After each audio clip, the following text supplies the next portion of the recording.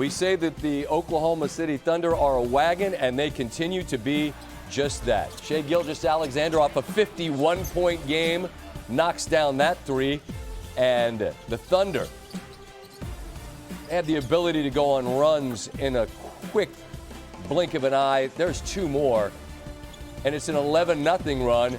Later, it's Jalen Williams' turn after the bucket from Ja gets them a bit closer. You heard Williams say and one. It is and one. Now into the fourth, about halfway through, Shai. So smooth with it, the head fake to get the gigantic Edie off his feet. Buries another. And after a 50-plus point night, a quiet 41. The man is just in a special space right now as the Thunder get the victory. Shai Gilgeous-Alexander is thrown on the headset. Shai, hey, this is Scott Van Pelt, and man, this is long overdue. I've been hoping that we could get a chance to say hello. So welcome to the show. Thanks for taking a moment. Thanks for having me.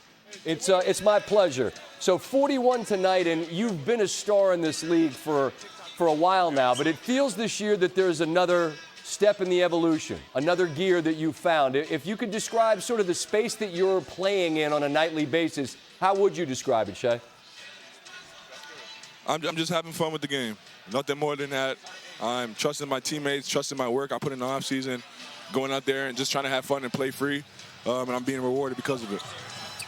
We see your teammates on a nightly basis with our guy Nick Gallo, right? Like, you guys have so much fun in those post games, and it's the word that basketball teams use a lot is connected. And the fact that you guys seem to enjoy each other's company so much, how much does that have to do with the level of play that you guys, again, are putting out on a nightly basis? Because it truly seems that you enjoy each other as much as anything.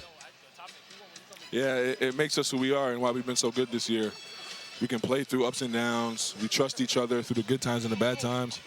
And we know that the work that we put in, and because we're so together on both ends of the floor and off the floor, that the things will just work out for us, and they have so far. I think everyone last year, Shai, made such a big deal about the relative youth, and you're still a very young team, but you did what you did last year, and now here you are again. If there are lessons learned in that step in the process that apply this year, what might they be when we get to the most important games of the year in the playoffs? Yeah, we got to be ready for the moment. We have to play a certain way, build certain habits.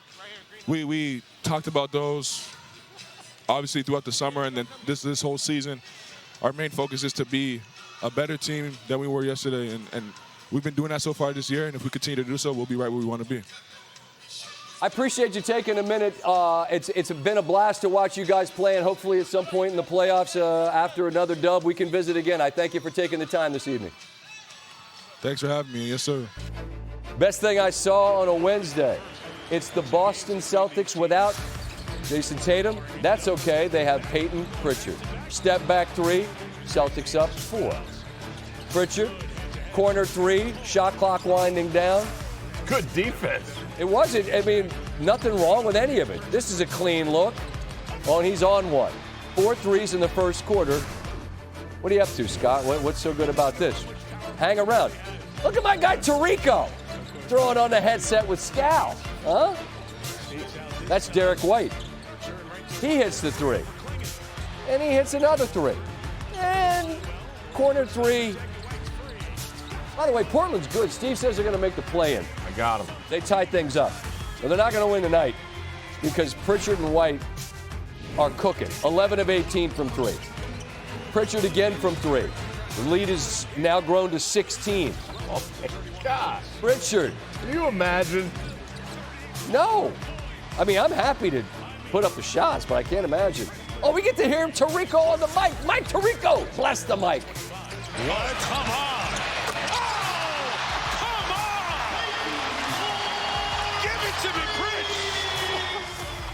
He had 10 threes and 43 points, but that's not all. White from the logo, and he had 41, 9 of 17. Imagine scoring 41 and having 9 threes and not having the most points or threes in a game. Amazing night for a franchise that's got remarkable history as Peyton Pritchard and Derek White both dropped 40 for the first time in their careers. They're the first pair of teammates in NBA history to each record their first 40-point game in the same contest. They're the first teammates in the storied history of the Celtics to score 40 in the same game. And their 19 combined threes are the most by any duo in the history of the NBA. All that, and we haven't gotten to the hottest team yet, and that's the Cleveland Cavaliers. They've won 11 in a row. That's an NBA best. I don't know where I land with these jerseys, but again, I'm elderly and no one cares what I think about unis. Kevin Love returning for the first time since he left. And there's Mitchell Euro stepping and laying it in. Oh, good look. Huh? That was a good look. It was a good look. Evan Mobley, Jared Allen. Good pass from Allen. He's rolling right now, Allen. They're up by a lot, and when they're up a lot, they're 33-1 this season. But Bam Adebayo in Miami, they signed up for 48. That doesn't have the same ring as 60, but whatever. 13-1 run for the Heat. They're back in this thing now. It's a 2-point game. Check that. Shooter. Duncan Robinson has the Heat up 1. Then it's Adebayo. Mid-range bucket. Heat up 5. We saw Cleveland erase a massive lead on the road against Boston. Now it's Miami who's done so. Adebayo had a season-high 35. Feed the bigs. Don't let the Strus get loose.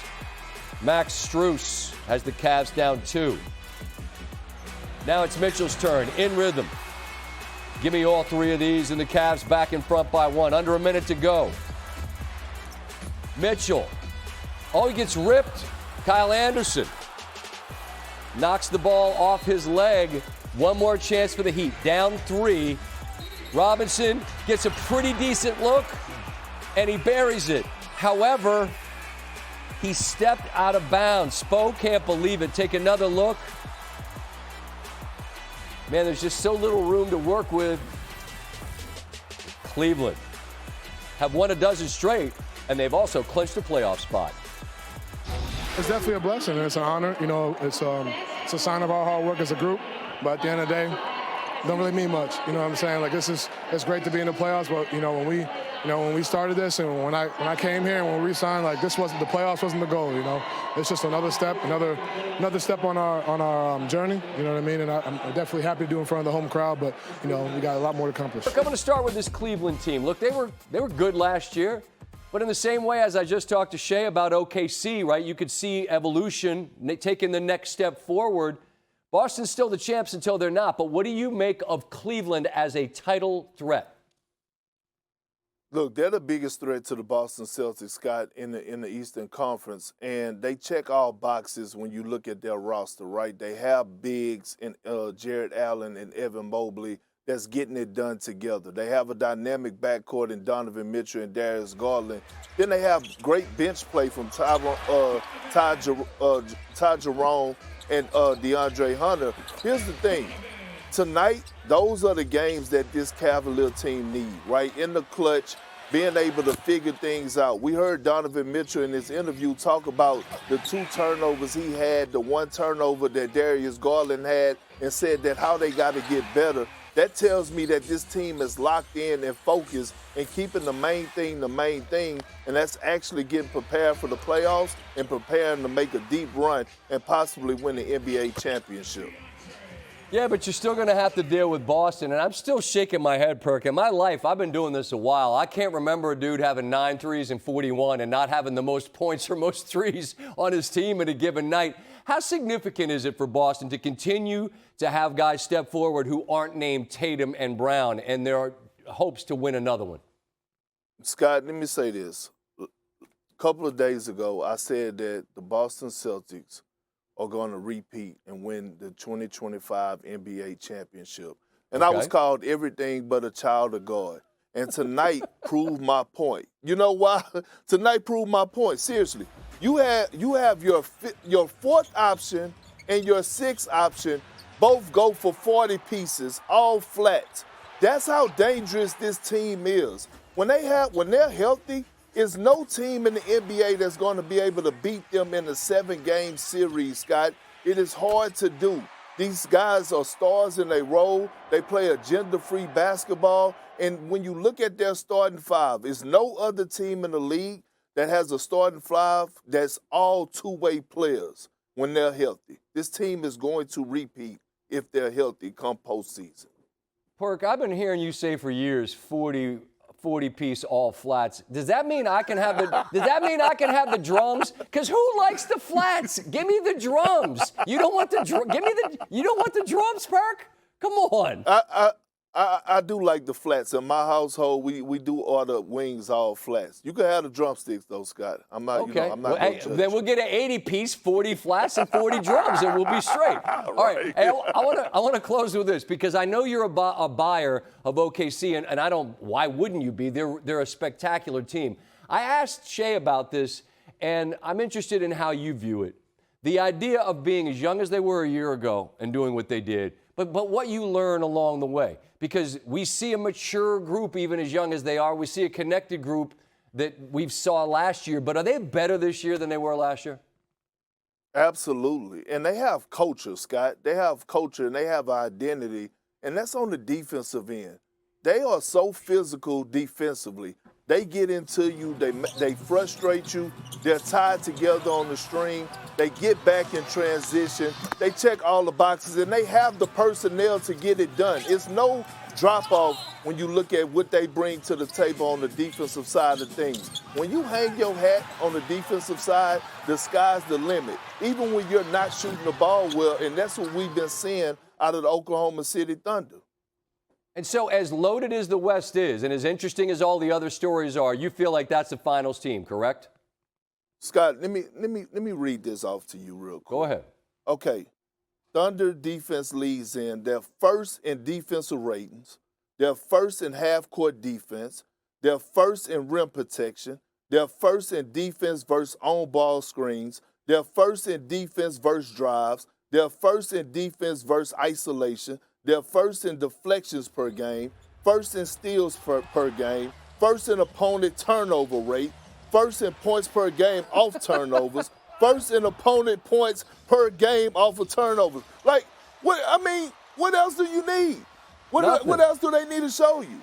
They're going to lock you up defensively. Yeah, I was going to have to tell you, the show's only an hour. I didn't know if you were going to keep reading first. But look, hey, that explains why they're 51-11, man. You have no argument for me. Look, there's some vets out west. It's going to be filled with tough hills to climb. But, I mean, everything worth having in life's on the other side of something difficult. So we look forward to seeing them as we get closer to the playoffs. Perk, I always enjoy you, man. You are a child of God. Don't forget that no matter what people tell you on the internet. I appreciate you, SVP. Yes, indeed. Kings and the Nuggets, you see the numbers for Nikola Jokic this year. Shai Gilgeous-Alexander expected to win the MVP, but you could argue that this man has never played better. Kings leading this game more than midway through the third, and that is a rare 3 for DeMar DeRozan. The lead's 9. DeRozan, we know that he loves two-point buckets because they count. Sacramento leading.